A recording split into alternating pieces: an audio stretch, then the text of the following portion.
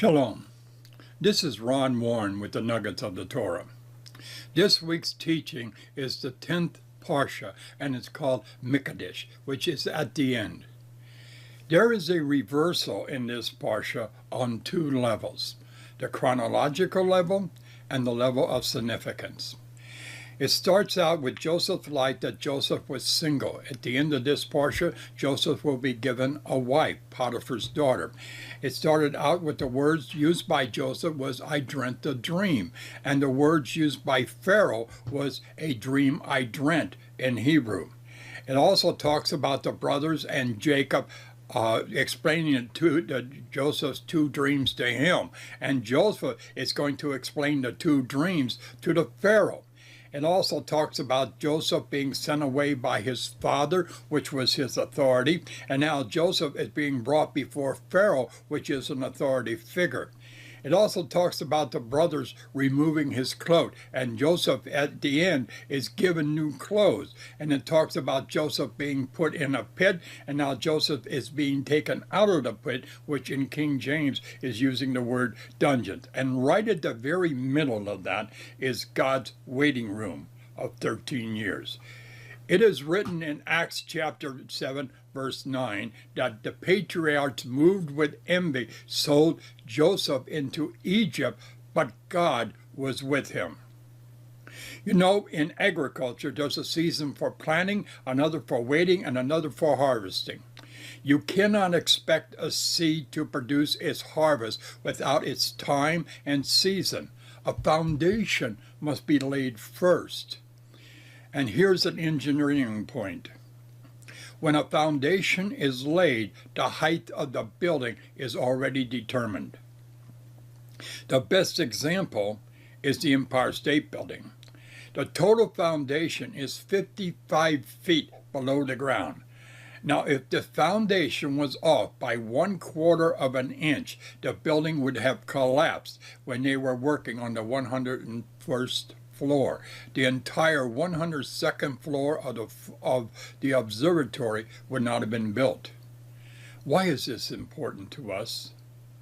It is important because of a proper solid foundation needs to be laid so that it can carry the weight of the blessings and the challenges that come.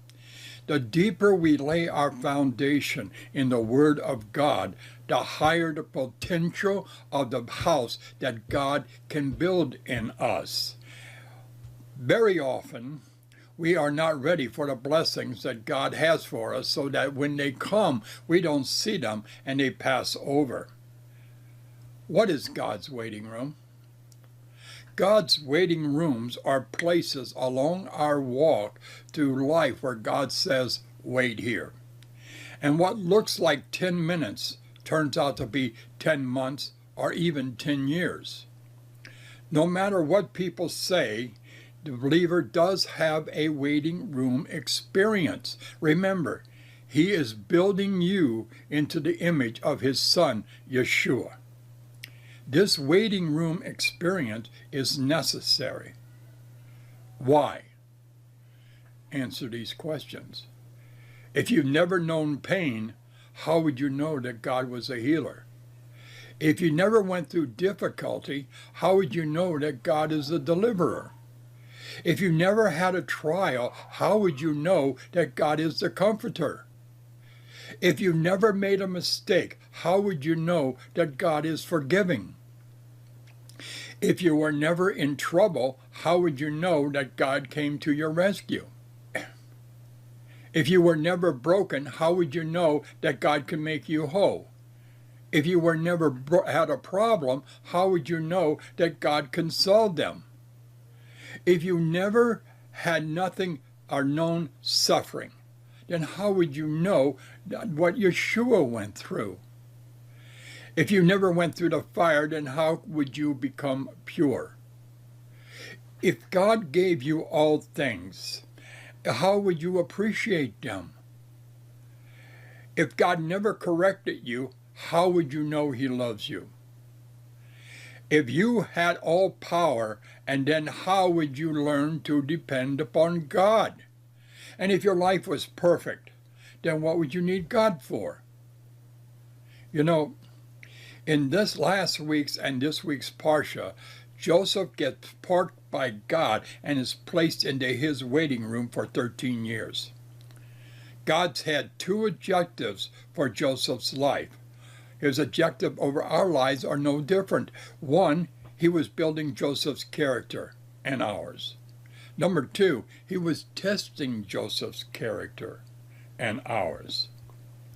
This is the normal process that God utilizes with man or a woman that he wants to use. And the greater God's desired use, the more he invests in his character building curriculum. You must learn to wait on God. The prophet Isaiah said, "But they that wait upon the Lord shall renew their strength. They shall mount up with wings as eagles. They shall run and not be weary. They shall walk and not faint." You're going to find that in Isaiah 40, verse 31. Joseph was a genius. He had no equal in his generation. Pharaoh deemed Joseph wise and understanding. And generations later, centuries are going to pass, and lands apart, another person is going to appear. And the biblical expression wise and understanding was applied to one other person. That was King Solomon, as recorded in 1 Kings chapter 3, verse 12. Joseph wisely allowed Pharaoh to take the lead. In his advice to Pharaoh, the word "I" never left his mouth. He was unimportant and unnecessary, and he told Pharaoh what the dream meant. He told Pharaoh how to solve the crisis, and he withheld nothing from Pharaoh, including giving away his game plan to Pharaoh, to find an overseer for the job that will appoint commissioners to levy a store tax of 20% over the next 7 years of abundance to save during the coming 7 years of famine. Joseph was a wise and understanding man. The more he told, the more he was trusted. The more he spoke, the more God was glorified. And the more he humbled himself, the more others were blessed.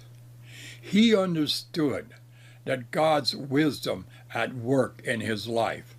God saw the unlimited potential in him, stuck with him for 13 years, and in the end, slowly reintroduced him to the world.